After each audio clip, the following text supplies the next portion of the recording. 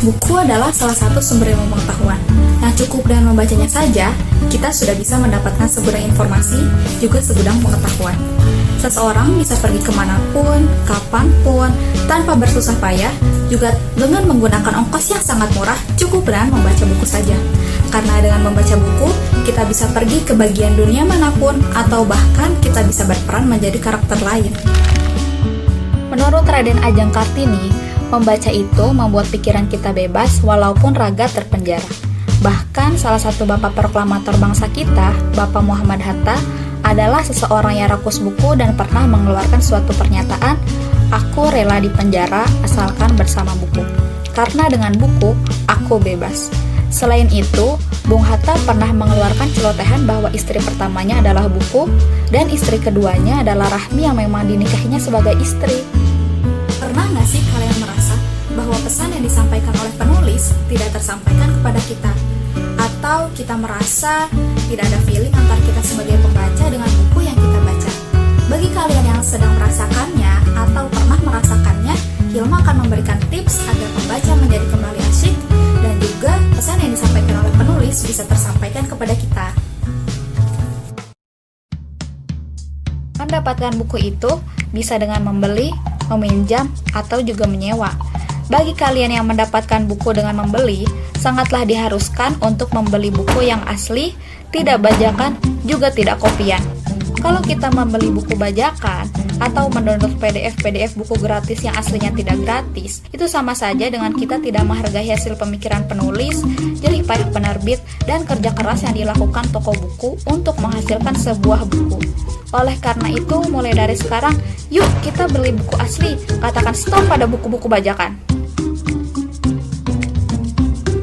Salah satu hal yang menjadikan kita menjadi semangat membaca adalah keadaan bukunya bagus. Apabila buku lusuh, banyak coretan, robek-robek, pasti membacanya sangatlah tidak mengasyikkan. Oleh karena itu, keadaan buku harus dijaga ya. Salah satu bentuk penjagaan buku adalah dengan disampul plastik, tidak dilipat, tidak dicoret-coret, dan buku tidak ditaruh di sembarang tempat.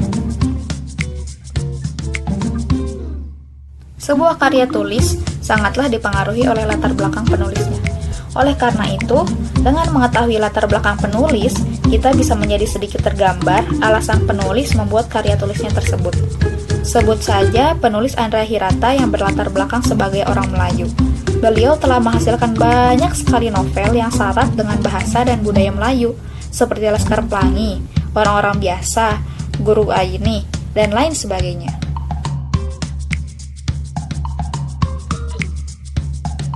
Membaca buku tidak bisa hanya membaca sebagiannya saja atau membacanya melompat-lompat tidak berurutan.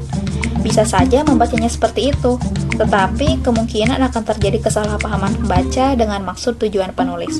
Oleh karena itu, agar kita bisa mendapatkan pesan yang disampaikan penulis, maka membaca buku harus mulai dari cover depan, halaman hak cipta, kata pengantar, prakata, isi, sampai cover belakang. Bagi kalian penikmat buku atau juga calon penikmat buku, maka ada beberapa perlengkapan yang harus disiapkan agar membaca buku menjadi lebih asyik. Terkadang saat membaca, ada beberapa kata yang bisa membuat kita menjadi bingung atau juga menjadi susah untuk mengimajinasikannya dikarenakan tidak mengerti dengan arti kata tersebut. Oleh karena itu, dalam hal seperti ini, kita harus membuka kamus agar bisa mengerti akan arti kata tersebut. Apabila kita masih belum juga tergambar akan arti kata yang muskil itu, maka kita buka saja Google. Dengan ini, kita akan menjadi lebih mudah menggambarkan dan memahami apa yang dimaksud oleh penulis. Alat tulis ini difungsikan untuk menuliskan pendapat atau komentar kita mengenai pernyataan penulis di buku yang sedang kita baca. Untuk menulis catatan, komentar, atau pendapat kita mengenai buku yang sedang dibaca, sebaiknya ditulis di kertas sticky note saja ya, agar bukunya tidak tercoret-coret. Ya, mungkin hanya 5 tips saja yang Mas sarankan agar membaca tidak hanya membaca, tapi juga pesan yang disampaikan oleh penulis bisa tersampaikan kepada kita. Apabila ada tambahan-tambahan lain yang belum Hilma sampaikan, tulis saja ya di kolom komentar. Saya Hilma Nurul Azhari. Terima kasih dan sampai jumpa.